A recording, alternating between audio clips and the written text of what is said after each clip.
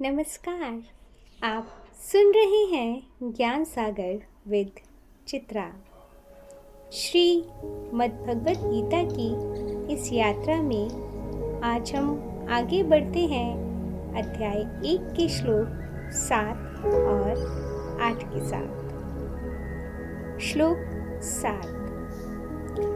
अस्माकं तु विशिष्टा ये तन्निबोध द्विजोत्तम नायका मम सैन्यस्य संज्ञार्थ ताम्र विमीते। अर्थात दुर्योधन बोले, हे ब्राह्मण श्रेष्ठ द्रोणाचार्य, अब आप मेरी सेना के उन प्रमुख योद्धाओं को जान लीजिए जिन्हें मैं विशेष रूप से आपको बताना चाहता हूँ। भावार्थ, यहाँ दुर्योधन अपनी सेना की गिनती पूरे विश्वास के साथ कर रहा है, लेकिन ध्यान देने वाली बात ये है, वह अपने योद्धाओं को मेरे कहकर प्रस्तुत कर रहा है, जबकि उसके भीतर के अहंकार और स्वामित्व भाव को उजागर करता है।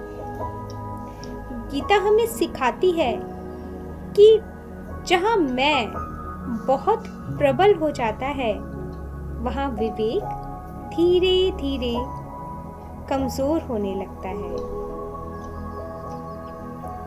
श्लोक 8। भवान भीष्मश्च कर्णश्च कृपश्च समे तिञ्जयः अश्वत्थामा विकर्णश्च सोमदत्ति तथैव च। अर्थात इस सेना में आप स्वयं यानी कि श्री गुरु द्रोणाचार्य जी, भीष्म, कर्ण, युद्ध में विजय पाने वाले कृपाचार्य, अश्वत्थामा, विकर्ण और सोमदत्त का पुत्र भी उपस्थित है। भावार्थ, ये श्लोक हमें बताता है कि दुर्योधन अपनी सेना की शक्ति गिनाते समय सबसे पहले अपने गुरु और बुजुर्गों का नाम लेता है, लेकिन यही वह विडंबना है जिनके नाम पर वह गर्व करता है।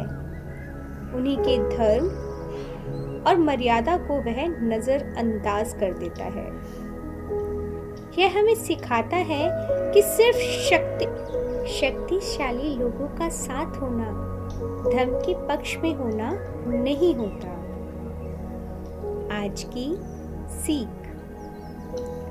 इन श्लोकों से हम ये समझते हैं कि अहंकार व्यक्ति को अपनी शक्ति दिखाने में व्यस्त रखता है, लेकिन आत्मचिंतन से दूर कर देता है। गीता हमें यही याद दिलाती है कि सच्ची शक्ति विनम्रता और विवेक से आती है। इन श्लोकों का अर्थ और भाव समझने के लिए हमारे साथ बने रहिए। अपने विचार हमें कमेंट बॉक्स में ज़रूर लिखिए और जुड़े रहिए ज्ञान सागर विद चित्रा में।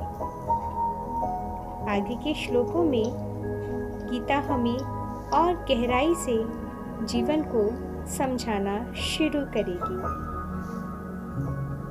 मिलते हैं अगले श्लोकों के साथ। तब तक राधे राधे।